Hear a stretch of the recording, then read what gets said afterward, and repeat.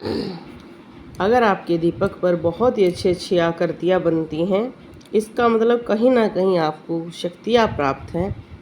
अब इस वीडियो में हम बताएंगे कि आपको क्या इस तरह के अनुभव हैं तो फिर आगे आपको उसके बारे में प्रयोग करना भी सिखाएंगे।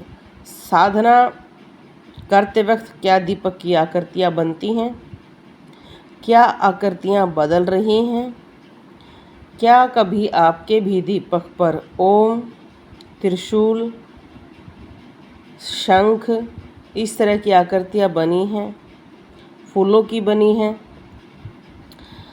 आपको दूसरे व्यक्ति के मन में चलने वाली बातें पता चलने लग गई हैं। आपके भावनाएं और विचार बदल गए हैं। आपको भविष्य में होने वाली घटनाओं का अंदाज़ा लगने लगा है। आपको बुराई और अच्छाई दिखनी शुरू हो गई है। जैसे बहुत सारे व्यक्ति कहते हैं कि जब बुरा होने वाला होता है तो उन्हें बहुत ज़्यादा लो फील होता है, एनर्जी उन्हें लगता है जैसे हमारे शरीर में नहीं है। कई लोग ये कहते हैं कि हमें बहुत ज़्यादा नींद आ रही है। कई व्यक्ति ये कहते हैं कि हमें बहुत ही बुरे सपने आते हैं। ऐसे ही होने वाली अच्छाई में आपको बड़ा ही मन में खुशी महसूस होती है, कुछ उमंगें महसूस होती हैं, या लगता है कि हाँ कुछ होगा। आपको अपने जीवन में होने वाली त्रुटियों का भी पता चलना शुरू हो जाता है। जैसे कि बहुत सारे व्यक्ति अपने आप उनके मन में प्रेरणा आ जाती, जैसे जन्माष्टमी आने वाली है तो उस टाइम उनके मन में प्रेरणा आती है कि मैं ये त्रुटि कर रही हूँ, मुझे इसकी जगह ये करना चाहिए। मुझे लड्डू गोपाल है अगर मेरे घर में तो उसके लिए इस तरह के वस्त्र पहनाने चाहिए, या इस तरह का श्रृंगार उनको पहनाना है। उस दिन मुझे मंदिर की सफाई करनी है, अगर मैंने नहीं की है तो ये त्रुटि हो गई है। आपको मन में आत्मचिंतन, स्वाध्याय करने का, आत्मनिर्माण, ये सबसे मेन पॉइंट होते हैं। आत्मचिंतन, क्या मेरे द्वारा कहे गए शब्दों से कोई दुखी हुआ है? क्या जो चीज़ मैं कर रही हूँ, कई बार क्योंकि हम कई कार्य करते हैं और हम उसको इग्नोर कर देते हैं, पर जब आपको शक्तियाँ प्राप्त होनी शुरू हो जाती हैं तो वो शक्तियाँ आपको ज़रूर बताती हैं कि आप कुछ ना कुछ ठीक कर रहे हैं, कुछ गलत कर रहे हैं, कुछ सुधार करना है। और आप अपना संकल्प लेते हैं। जैसे अगर आपकी कोई इच्छा है कि भाई मेरा ये कार्य पूरा हो जाए, जैसे देखो सामने हनुमान जी की आकृति बनी हुई है, तो विशेष इच्छाओं के लिए आप विशेष पूजा करना शुरू कर देते हैं। जैसे बहुत सारे व्यक्ति कहते हैं हम निरंतर पूजा कर रहे हैं और हमें लाभ नहीं मिल रहा है। आपको कौन सा लाभ प्राप्त करना है उसके लिए संकल्प करना होगा और उसके लिए विशेष पूजा करनी होगी। हमसे गलती ही सिर्फ यही होती है कि हम सोचते हैं कि जो हम निरंतर पूजा कर रहे हैं उससे ही हम कोई विशेष इच्छा पूरी कर सकते हैं। देखो हर साधना के लिए अलग अलग संकल्प होती हैं, चीज़ें लगती हैं, बहुत कुछ होता है, ठीक है ना। तो उसके लिए हमें सोचना चाहिए कि हमें क्या करना है। साधक के जरिए शक्तियों के बारे में अगर शक्तियाँ चल गई तो हमें कुछ संकेत महसूस होते हैं। साधक को गुरु जरूर मिल जाता है, कोई ना कोई उनको ऐसे व्यक्ति से वो उनकी वीडियो देखना शुरू कर देते हैं, कोई व्यक्ति मिलता है और गुरु के पास जाने को उन्हें विशेष लाभ मिलता है। और कई बार उन्हें किसी मंदिर में किसी गुरु के द्वारा या कोई विशेष स्थान पर जाने का या तीर्थ स्थान का कह सकते हैं, उनका योग बनता है और वहाँ पर उन्हें महसूस होता है कि जैसे मेरे साथ शक्तिपात हुआ है, मुझे बहुत सारी ऊर्जा मिली है। यहाँ पर बहुत सारे लोग अलग अलग चीज़ों को एक दूसरे से जोड़ते हैं। अब अगर किसी की इच्छा है कि मुझे नौकरी चाहिए, तो नौकरी के लिए या गृह निर्माण के लिए, शादी के लिए, तो सबकी अलग अलग चीज़ें होती हैं, इनके लिए अलग अलग प्रयोग किए जाते हैं।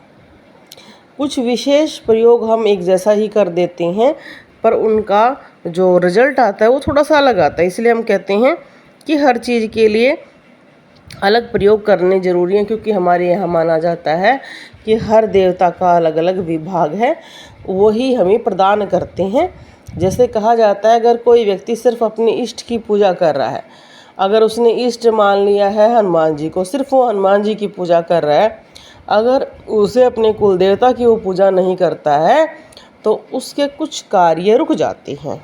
उसका कारण क्या है कि आपके इष्ट तो आपको आशीर्वाद दे देते हैं, पर जैसे ही आपका कार्य होने लगता है तो आपके कुल देवता खड़े हो जाते हैं कि ये मेरे पास तो आता नहीं है। अब कई व्यक्ति ये कहते हैं कि हमारा कुल देवता कौन है, कुल देवी कौन है? जिस पर आपके जन्म के बाद आपके सर के बाल चढ़ाए जाते हैं, वही आपका कुल देवी या कुल देवता होता है। कई व्यक्तियों का हरिद्वार में, नैना में, मनसा देवी में या गांव में या कहीं पर भी होता है, वही आपका कुल देवी या कुल देवता माना जाता है। अगर आप उनके स्थान पर नहीं जा सकते हैं कोई बात नहीं, पर जब आप पूजा करते हैं तब उनका नाम तो आप ले ही सकते हैं। वो ज़रूरी है पूजा में उनको भी शामिल करना। ऐसे ही बहुत सारे व्यक्ति ये कहते हैं, जी हमारे से साधना में कुछ गलतियां हो रही हैं क्या? हाँ भाई, कई बार हमसे गलतियां होती हैं। हम एक ही प्रयोग को लगातार करते जा रहे हैं, कुछ ना कुछ चीज़ें हमसे रह जाती हैं। जैसे अभी मैंने दरबार में देखा कि बहुत सारे व्यक्तियों के जो पर्सनल मेरे से पूछे गए सवाल थे कि जी हमारे नाभि में दर्द रहता है, हमें मरोड़े से लगते हैं, 3-4 बार हमें सोच के लिए जाना पड़ता है, और किसी ने कहा हमारे कंधों पे दर्द रहता है, किसी ने कहा मेरे सर में दर्द रहता है, किसी ने कहा मेरी कमर पर चीज़ चलती है, किसी ने कहा मेरे अंग फड़कते हैं, कोई कहता है मेरे अंगों पर कुछ फुदकने जैसा महसूस होता है। ये सभी चीज़ें क्या हैं? ये अवस्थाएं हैं। पर मैं ये ज़रूर कहना चाहती हूँ कि अगर दीपक पर आकृतियाँ बन रही हैं और ये अवस्थाएं भी हो रही हैं, तो ये अवस्थाएं आगे बढ़नी चाहिए। हाँ, कुछ शक्तियों के आपने देखा होगा कि अगर कोई शक्ति आ रही है तो वो एक जैसा आपको आचरण बताती है। जैसे आपने देखा होगा कि जो माता रानी की पेशी लेते हैं वो सर हिलाते हैं, जो हनुमान जी की लेते हैं उछल कूद ज़्यादा करते हैं। तो अलग अलग वो संकेत होते हैं।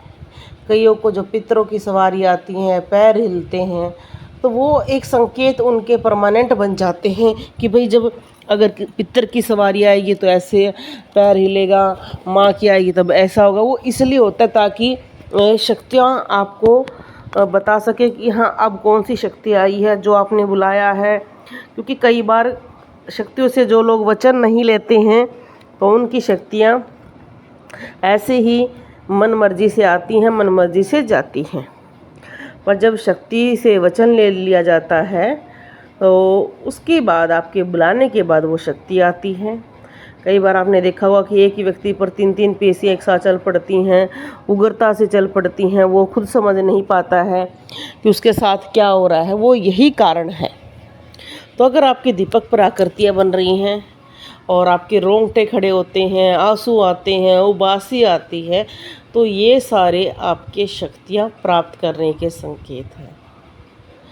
जब ये चीज़ें हो रही होती हैं तो आपने क्या करना है, दीपक की आकृति है उस आकृतियों को इकट्ठा करना है। लास्ट में चाहे आपकी आकृति पूरी जल जाए, चाहे वो उसकी राख रह जाए, उस राख को घी मिलाकर आपने अपनी चोटी पर तिलक करना है, ब्रह्मरंध्र पर करना है, काग पर करना है, कंठ पर करना है, नाभि पर करना है, गुद्दी में करना है, यहाँ पर सभी जगह पर आपको तिलक करना है।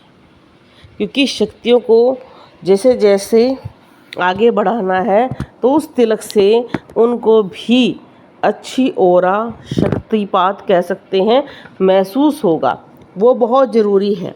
जैसे आपने देखा होगा कि पहले हमारे सभी तिलक करते थे माथे पर, कंठ पर, हृदय पर, नाभि पर, हमारे चोटी पर और हमारी गुद्दी पर, ये सभी इसलिए किए जाते थे ताकि शक्तियाँ प्रबल रूप से चलें और किसी भी व्यक्ति के द्वारा हमारा अहित ना हो।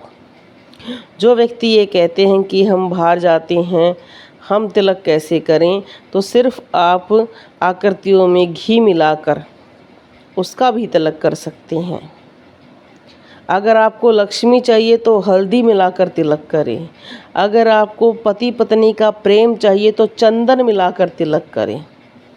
अगर आप चाहते हैं कि आपके घर में बहुत ज़्यादा सुख शांति रहे तो दीपक जब भी जलाएं उसमें गुलाब की पंखुड़ियाँ डालें और फिर उसका तिलक करें। अगर कोई चाहता है कि मेरी नाभि केंद्र की शक्ति बड़ी प्रबल चले तो उसके लिए आपको दीपक की आकृति में थोड़ा सा आपने चंदन और थोड़ा सा आपने मिलाना है गूगल। उसकी जो महक बनेगी जलने के बाद, जो उसमें से वो आपने तिलक करना है, उस तिलक से आपकी शक्ति ऊपर बढ़ेगी। अब कई व्यक्ति ये कहते हैं कि हमारी कंठ की शक्ति जागृत हो गई है, उस पर हमें क्या करना चाहिए?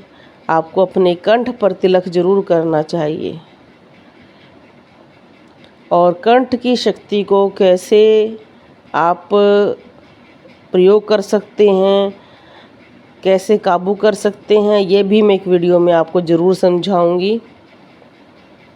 इस विषय पर मैं ज़रूर वीडियो बनाऊंगी। और एक व्यक्ति के लिए एक उपाय ज़रूरी नहीं है, किसी के लिए कोई उपाय असर कर जाता है, क्योंकि देखो कईयों की शक्ति नाभि पर अटकी होती है, किसी की हृदय चक्र पर, किसी की कंठ पर, किसी की छठी चक्कर पर, बहुत सारी चीज़ें अलग अलग होती हैं। इसलिए हो सके जहाँ आपको ज़्यादा महसूस हो तो वहाँ तिलक ज़रूर करें। जैसे कई व्यक्ति ये कहते हैं हमारा हाथ फड़कता है, तो आप हाथ की कोहनियों पर भी तिलक करें। यहाँ पर भी त्रिपुंड बनाया जाता है, वो इसलिए ही बनाया जाता है। कुछ छोटी छोटी बातें हैं जो हमें बहुत लाभ दे सकती हैं। जैसे कि दीपक की आकृतियों से आप एक बहुत अच्छा काजल बना सकते हैं। काजल बनाने की विधि, सुरक्षा या क्या क्या नियम हैं, उन सभी पर मैंने वीडियो बना रखी है। आप उस वीडियो को पूरा देखिए, क्योंकि कई बार एक साथ बहुत सारी बातें बताने में कुछ बातें रह जाती हैं जो शायद आपके लिए ज़रूरी हों। तो मैंने उस वीडियो में उसी चीज़ को कवर किया है कि चमत्कारी काजल कैसे बनाया जाए, क्योंकि काजल हमारे यहाँ पर बहुत सालों से बनता है, जो अलग अलग प्रयोग के लिए बनाया जाता है। तो ये काजल अच्छी चीज़ों के लिए ही है, कोई बुरी चीज़ों के लिए नहीं है। बुरे प्रयोग के लिए इसका इस्तेमाल बिल्कुल ना करें, ना ही हम कोई इस तरह का सुझाव देते हैं। अच्छे प्रयोग के लिए ही आपको बता रहे हैं, अच्छा ही प्रयोग करें और प्रभु आपको अच्छी सद्बुद्धि दे, बस यही हमारी इच्छा रहती है। मैं सदैव ये कहती हूँ हमारी वीडियो से आप सिर्फ अच्छे कर्म सीखें ताकि मुझे भी वो बहुत खुशी मिले। बोलो जय श्री राम।